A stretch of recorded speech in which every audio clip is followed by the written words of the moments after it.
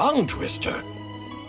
I'd have made a complete fool of myself if I tried to say it on stage without practicing it first. Huh. Call yourself Iron Tongue, Tien. Wobbly Tongue, Tien, more like. I used to have that problem a lot. But if you just take your time to grasp the meaning and commit it to memory, you'll be able to say it smoothly in no time. You're right, Miss Yoon. I'll give it another try. Hey, Yunjin! Fancy seeing you here! What are you two talking about? Ah, Traveler and Paimon, we meet again. And who, may I ask, is this? You may call me the White Horse Adeptus. The White Horse Adeptus? She's not really an Adeptus. I see. Well, it certainly looks like a lot of fun. Oh, funny you mention it. This type of thing is actually something I'm quite familiar with. Once, to perform Through the Eyes of a Dragon, I decided to imagine that I was Rex Lapis himself. It was the only way to truly inhabit his mindset and understand his resolve to quell those demons. Sounds like you just wanted an excuse to feel all big and powerful.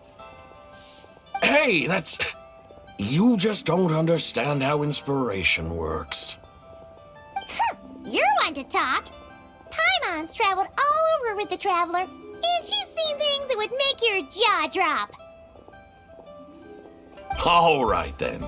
Since you claim to be so knowledgeable, why don't you prove it by reciting an ancient poem? An ancient poem? Which one? Ha! See? You mean to tell me you've never even heard of the ancient poem called An Ancient Poem? What kind of a title is that? Quit teasing, Paimon. We only just found out about that ourselves. He's talking about the writing on those ancient relics.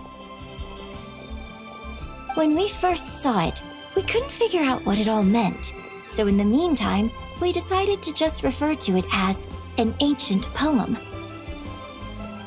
However, thanks to the painstaking work of the scholars who were tasked with decoding it, it seems like that's exactly what it was. Or rather, an ode offered in veneration of the moon and the White Horse Adeptus.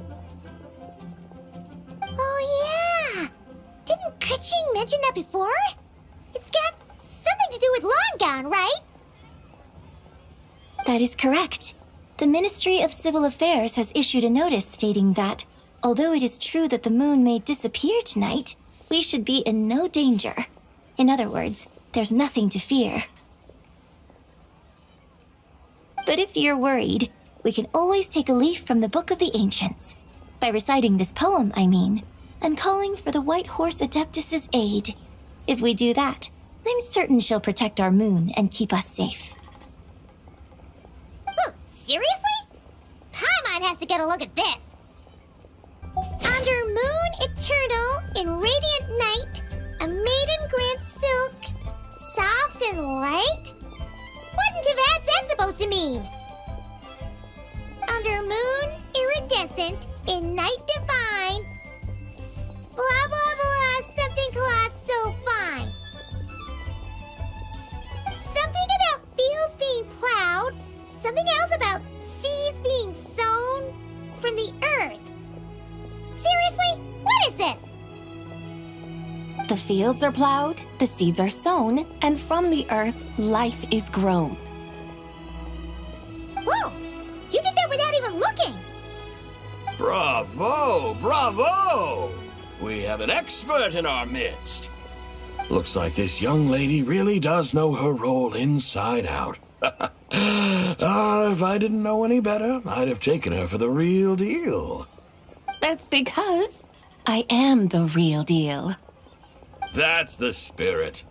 This is exactly the kind of mindset I was talking about. Behold, mortals, I am none other than the indomitable Rex Lapis himself. Kneel before my godly splendor. Believe me, young lady, I know exactly why you do it. Back in the day, I was just like you. I must say you are rather amusing as mortals go. Miss White Horse Adeptus, it is a great pleasure to make your acquaintance today. I have some questions regarding the poem, and I was wondering, perhaps, if you might be able to shed some light on it? You want me to explain the full meaning of its verses? Your guidance would be much appreciated. Fascinating. Tell me, do all the people of Liyue still express such reverence for the ancient ways? Well, it's true that we hold a deep fondness for our history, but it is hardly our only pursuit. One of my good friends, for instance, is even more devoted to the modern Fontanian art of rock and roll. Exactly! And don't forget, great practitioners of the role-playing arts walk among us too. People like me and you, young lady. Yes. So rather than placing too much emphasis on our reverence for the ancient ways, it might be better to say that here in Liyue, 100 passions bloom, each with a voice of its own. I see. Then, I suppose it wouldn't do any harm for me to enlighten you. In truth, it is but a simple poem of blessings. Its meaning is this. As the eternal moon rises in the night sky, a maiden adorned with lustrous jade descends upon the earth. She blesses the kudzu vines and mulberry leaves so that they may be used to make coarse cloth that is nevertheless soft, light, and comfortable to wear. As the iridescent moon rises in the night sky, a maiden adorned with lustrous jade descends upon the earth. She blesses the kudzu vines and hemp so that they may be used to make fine, luxurious cloth. As the frost moon rises in the night sky, a maiden adorned with lustrous jade descends upon the earth. She blesses the mugwort and artemisia so that they may be perfect for divination. So she really did come down from the moon? She shows the people how to use the plow and spade to purge the land of weeds, till the soil, and heap up the earth to make it fertile. Then with the hoe, she teaches them to sow their grain, bestowing the promise of life upon every seed. She blesses the millet and the beans, ensuring that their stalks and vines stretch forth without end. She graces the wheat and the rice, so that their heavy heads are filled with plump, glistening grain. Sounds like she's a real pro at all this farming stuff. The fruits of the field are harvested and brewed into sacred wine for honored guests. This we reverently present to the divine maiden, with every ceremonial step flawlessly observed, so that she may witness the depth of our piety and respect. Oh, divine maiden, how can your graceful presence in the sky not seem like that of a fairy descending from the heavens?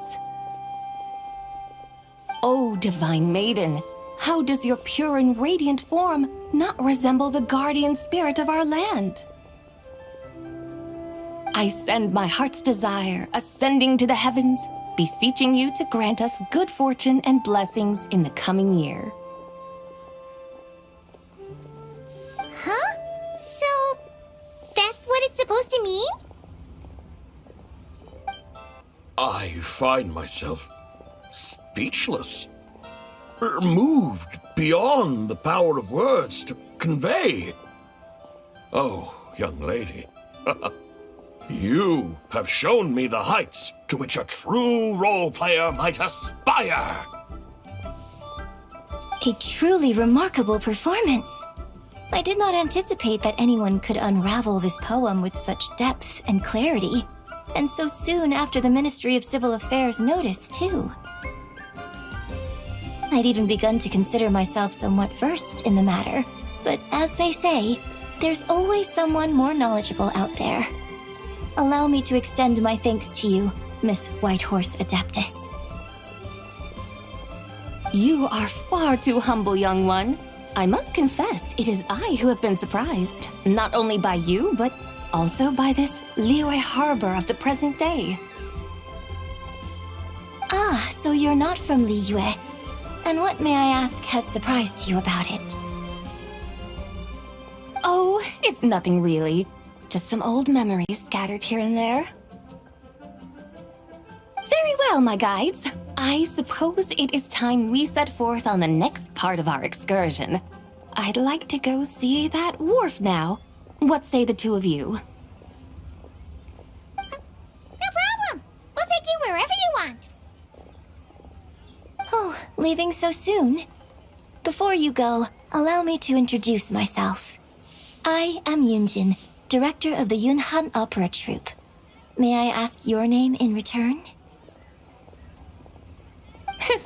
My own name is scarcely worth mentioning, but since you asked, perhaps I'll tell you the title of that poem instead. Huh? So, it isn't actually called an ancient poem? Of course not. Its real title is Odes of Long Zabai. Odes of Long, Zabai.